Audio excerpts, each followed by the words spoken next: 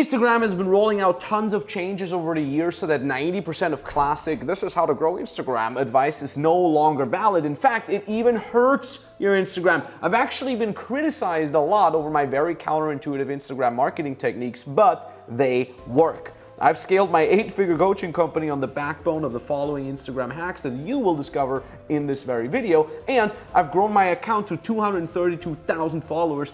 But this is not a one account luck shot. In fact, I've helped people like Kyle, who's making 6 figures a month and is currently sitting at 982,000 followers, or people like Bruno, who's at 662,000 followers, but even smaller creators like Sebastian, who's making a decent $20,000 plus a month from his Instagram account. So whether you're a business owner, a course creator, an online coach, or a digital marketer, or affiliate marketer, you will learn the only methods that will make your account grow in 2025 and beyond. I'll show you real life examples, and we'll go deep on the algorithmic changes too. So make sure to stay till the end of this video, because the last technique I'll show you was the very reason why I got this video to over 700,000 views and 21,000 comments.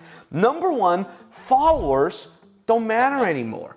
Everybody wants to get more followers on Instagram, and I get it. In the beginning of the video, I told you about my Instagram and my clients' Instagram's followers, but it don't really matter that much anymore. Why? If you backpedal all the way to what used to matter, well, followers were at the top of that list because people who liked your content would click follow, and that in turn would tell the platform, aka Instagram, hey, play more content to the followers out there.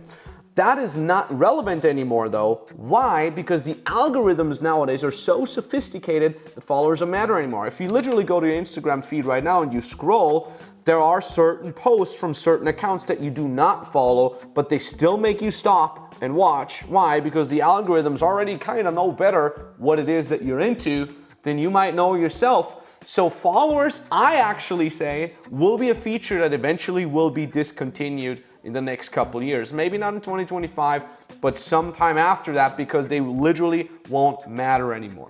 Now, when it comes to content, Max, hold on a second, what should I even post though? 2025 and beyond, what's the piece of content that will make my account grow the easiest? Well, before 2020, it was actually photos. I started my first Instagram account, the Max_Tornow, in 2013, I think.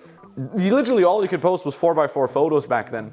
And then at around 2020-ish, that's where videos became more and more prevalent, specifically with the advancement of TikTok. That is where Instagram really started doubling down on short form video content, aka Instagram Reels. Now, though, it's different. It's not only Reels, it's actually Reels and carousels, and we can see that becoming more and more important in 2025 and beyond. And I have a little bit of a MindMeister overview here for you. So the Instagram content marketing in 2025 will be divided in 3 different parts: top of funnel, middle of funnel, and bottom of funnel. If you're somewhat familiar with marketing, you probably are familiar with these terms as well. Top of funnel means everybody that is new to you, whose eyeballs are going to be put onto your account and they've never seen you before. That's top of funnel, right? Middle of the funnel is usually stuff that warms up your audience, usually things that show that you have authority. This is where viewers get turned into fans. And then bottom of the funnel, this is where people literally get funneled into your call to actions, where they book a call with you or they buy your program. So you can see it goes from top to the bottom. Now let's say you want to create top of funnel content, meaning content that gets you new fresh eyeballs, new followers. Then you want to be focusing on Reels. Why Reels? Because they give you great reach, because they get featured more on the Explore page. If you go to your Instagram Explore page, you will see, I would say 90% of Reels. Some of them are carousel. Now, the point why that works so well is it's just a decision that Instagram made. They said, we want to push more short form content, so we're gonna allow more short form video content to be on the Explore page. Now, when it comes to middle of funnel content, what we usually do is carousels, like I said. So these are great to warm up people because you can show testimonials for authority. You can talk a little bit more about your hero story, or if you have an offer that needs a lot of explaining, that's also where carousels are really, really good, because they give you more space to say more. You can only fit so much into 15 to 30 second long reels, But in carousels, you can fit a lot of information, you can show a lot of different visuals, and it's just much, much easier for people to get warmed up. Now, when it comes to bottom of the funnel, we actually have tested both, and both really work. So you can post carousels and reels there. Why? Because if you do top of funnel and middle of funnel well enough, the bottom of funnel matters very little because you've done everything right already, and then the call to action or the promotions are not as difficult to do anymore. A lot of people come to me, they're like, what call to action should I use? What's the best word? How can I put this sentence in to sound as sexy as possible? I always say, look, if you do top of funnel and middle of funnel correct enough, you don't need to be the best copywriter to create call to actions whatsoever. That is what we call content marketing in regards to different sort of formats. Now you know what type of formats will work best in 2025 and moving forward. But you might be asking yourself now, Max, I'm not sure if I have a lot of time to create content. Is it more about quality of content, where I really put a lot of effort into one piece of content, or is it about quantity of content? Because I see a lot of influencers just posting 4, 5, 6 times per day, and I'm just a normal business owner, a normal person. I don't have as much time to do that. And I have to say here, the opinions are quite divided when it comes to quality versus quantity. A lot of people say focus on quality because you'll be more likely to go viral, which is true, but then there's also a lot of people that say, look, a lot of times you'll post something that in theory can go viral, but because you're posting it at the wrong time and other creators in a similar niche that your followers are following or that the algorithms are eyeing are posting at the same time, so you're unlucky and so on and so forth. So if you post more quantity, you give yourself more chance to go viral and have your content be seen. I know, it sucks. I know you just want to have a straight up answer. Well, what is my opinion on that? My opinion is do what works best for you. You know the saying, the best diet is the diet you can stick to, and it's kind of exactly with the quality versus quantity. The best frequency of posting content is the frequency that you can stick to. We're currently posting, I think, 3 times a day on my Instagram account because it's doable, because I have a great team, I have a very streamlined approach. But a lot of my beginner clients, I'm telling them, look, if you can post 3 to 4 times per week, that's a great way to start already. The last thing you want is that you post so much that you get burnt out. And the last thing you want is that you post so little that you don't even have any consistency. So post as much quality stuff as you can. And most importantly, have fun with it. Now, a lot of other people say, though, hold on a second, Max, it doesn't even matter how much you post as long as your hashtags are correct. In fact, those people are liars. Hashtags don't matter anymore. At all. I'm barely using hashtags at all. I don't think I've been posting any hashtags at all recently. Why are those not important anymore? If you look at it historically speaking, hashtags used to be a helper for algorithms on Instagram, because the algorithms couldn't really understand what your content is about, so it put that responsibility onto you, the content creator. Hey, if your content is about fitness, well then use hashtag fitness, hashtag gym, hashtag nutrition, hashtag workout, and so on and so forth.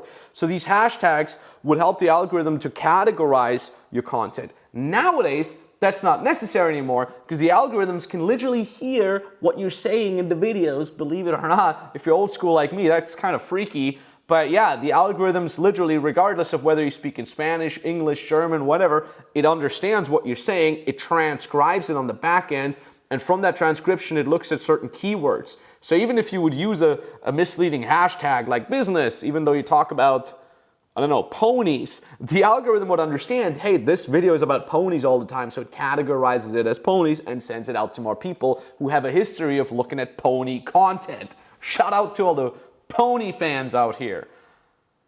Greatest ponies in the world are the ones on Iceland, I think. The Iceland horse ponies. I ridden once. Anyways, so, awkward silence. So yeah, anyways, you don't need hashtags anymore because the keywords and the words you're saying and then your captions usually do enough already. Now, most importantly though, and this is kind of what is the best piece of advice I can give you in this video here, is stop saying link in bio. It doesn't matter anymore. You know, everybody used to say link in bio or tap this link or swipe up in my little stories. It doesn't matter anymore because there's one thing that is much, much, much more powerful, and that is the call to action in the comments. I kind of put these two here side by side just to kind of show you what I mean. So if you put link in bio on any sort of call to action, whether that's on a feed post or on a story post, what you do is the user goes to the bio, aka away from the platform, because you're trying to link people away from the platform. That's not ideal for a platform in and of itself. And there are rumors that when you say link in bio, it actually tells the algorithm to not push your content to many other people. I don't know about that. There's no proof out there yet. But the other arguments really hammered home why you should not say link in bio anymore. People might get lost in multiple links on your bio. Linktree literally sucks, okay? I've used Linktree for many, many years myself, but it doesn't really work anymore because people tap the link in the bio from a call to action of yours, and then there's 2, 3, 4, 5 different links. Hey, here's my YouTube. Hey, here's my OnlyFans page. Hey, here's the free video that I mentioned earlier. Or hey, here's something else. So there's 4 or 5 different things that confuses people, and confused people don't buy. They don't take action. So it confuses people. Don't do it.